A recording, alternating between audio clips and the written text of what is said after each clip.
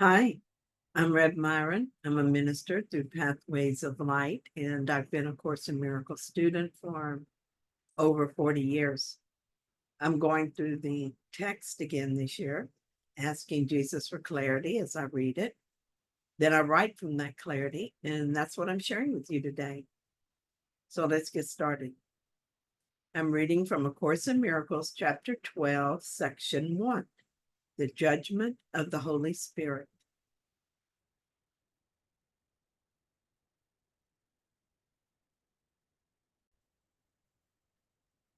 By applying the Holy Spirit's interpretation of the reactions of others more and more consistently, you will gain an increasing awareness that his criteria are equally applicable to you.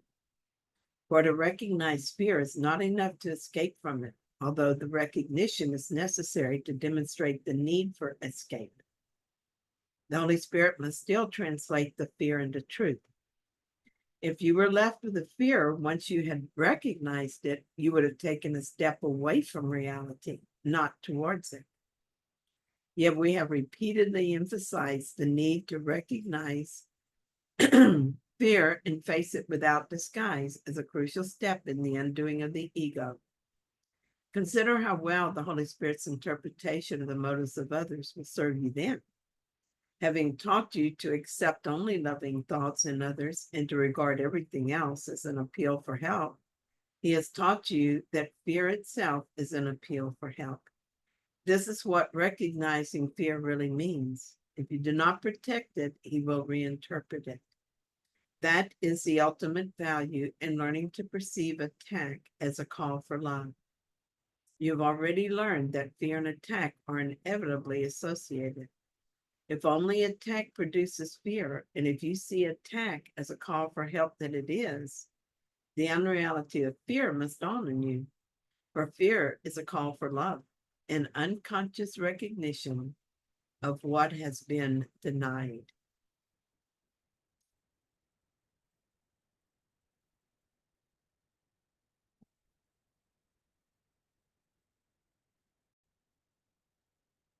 This is a perfect paragraph for me today.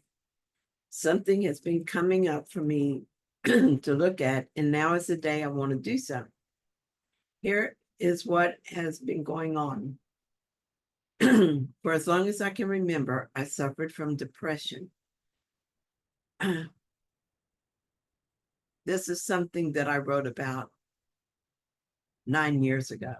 It was a pivotal point for me and one for which I'm grateful. And so at that time, I said, I am 66 years old now. And for a period of time from my teens until I began studying the course, I had moments of depression so intense that I was suicidal. There were days when I could only crawl into bed and pull the covers over me until these feelings began to pass. These bouts of intense depression seemed to just occur without reason. Anyone who has suffered depression probably recognizes these symptoms. It was frightening because I had no warning. They would just come on. Even after I began to study the course, I still got depressed a lot, just not so intensely. And I was no longer suicidal. However, I would still wake up in the morning and lay there waiting to see how I would feel. Would this be a good day, or would it be a day of sadness? Eventually, though, through the practice of the course, I began to understand that as a reaction to unconscious guilt, I was doing this to myself. Somewhere along the line, I accepted enough healing that it all changed for me. I remember the moment I noticed this change. Lying in bed one morning, I realized that I couldn't remember when those old feelings had last occurred. I couldn't remember when I last wondered if today would be a day of depression. Nothing like those days of depression has ever happened since. I still do have moments of depression, of feeling sad or feeling doubtful and uncertain. Sometimes it's upsetting because of the meaning I give it. Well, all the time, I suppose. It's upset because of the meaning I give it. The difference is that I never stay there. I know that this is the ego wanting to go back to those emotional responses to life. And I know I'm not the ego, so I don't have to do that. I've even heard the ego say that death was the only option left, but I heard it. I heard it as if it were a third person watching and listening. The ego mind will go to great lengths to preserve itself. It tries that tactic from time to time. And if I'm really down, I feel the emotion of it, but I'm never attracted to it. It is a strange place to be when you have enough detachment to recognize that the thoughts in your mind are not yours, really, and can be meaningless if you don't attach to them. Which brings me to what's been going on lately. I began to notice that I would be doing very well during the day, watching my thoughts, accepting the atonement, and being peaceful and happy, more than being attracted to the ego. But by the end of the day, I would oftentimes feel that detachment and start or lose that detachment and start identifying with the ego reactions. I still had enough detachment to know what was going on. And so wasn't awful the way depression used to be. I finally decided that enough was enough. As he tells us here in the course, in this paragraph, for to recognize fear is not enough to escape from it, although the recognition is necessary to demonstrate the need for escape. I began to ask the Holy Spirit to help me with these emotional reactions. I asked that my mind be healed. It has been kind of rocky. I do well, and then I fall back into the old way of thinking and start over. This is not an unfamiliar pattern for me, but it's gone on for longer than is normal. I seem to have become really attached to this ego personality trait of Myron's, this desire to feel sad and sorry for herself. When I read this morning's paragraph, something clicked. I have chosen to see my brother asking for help more than I see him attacking me. And I've done this over and over for a long time now. I've had a couple of circumstances that seemed very hard, but I was persistent in my practice, and even those have fallen away. I traded resentment and defensiveness for love. As a result, I've learned to see my own errors as a call for love and nothing else. I'm not guilty, and because I'm not guilty, I have nothing to fear. This morning, I woke up feeling down. There was no reason for this feeling, at least no reason the ego could point to. And I started to push it away and get on with my day. But as I read today's paragraph, I felt strongly that this would be helpful in ending the ego feelings of sadness and depression. I'm only asking for love, and through giving love instead of punishment, instead of blame and guilt, I know that this is what I can do for myself too.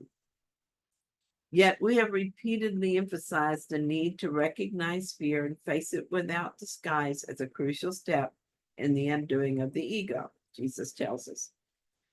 Sometimes I write my way through these problems, but today the Holy Spirit sent me away from my computer and into my sanctuary.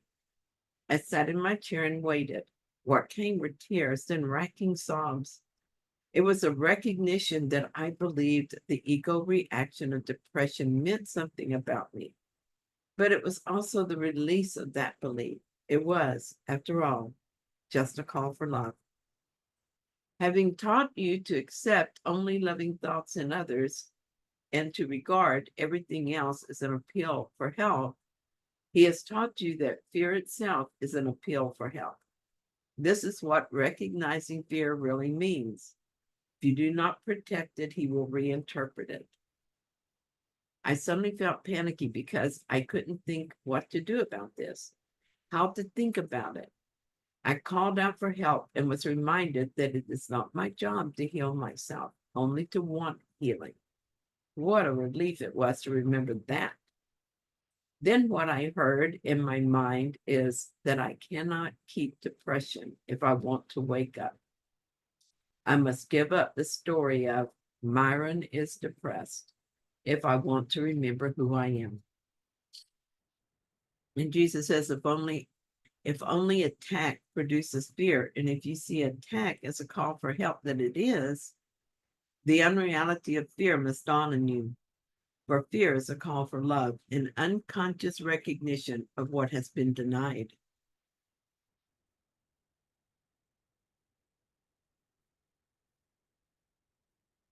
This is a choice I make, just like peace. It's a choice I make. There can be no compromise in this. I either decide to retain my sense of identity as a depressed person, or I let it go. I choose to know myself, or I choose to remain stuck in the dream of Myron. It seems that I have fallen for an old ego trick, thinking that because I had let go of part of the idea, I had done everything. In holding on to even a little depression, I was still attacking myself. And this morning, I remembered that fear is a call for love. It is a call to remember I am love that I had been denied, the love that I've been denied. But to know that love, there can be no compromise, where I am love and something else. So, how about now? Well, I'm almost never depressed. And when I do feel that, I know what is going on. I let myself feel whatever emotion is there. But I do so knowing that in quietly allowing everything, I am looking at it with the Holy Spirit. After all, the ego is never quiet and always has a story to go with it. And the only other way to see something is with the Holy Spirit. The feeling generally goes away quickly without a story to fuel it. I am so grateful for this healing. So thank you so much for joining me in this reading. I hope that you found it helpful. If you did, then please like it. And if you haven't yet, please subscribe. And I'll be back soon with another reading. See you then.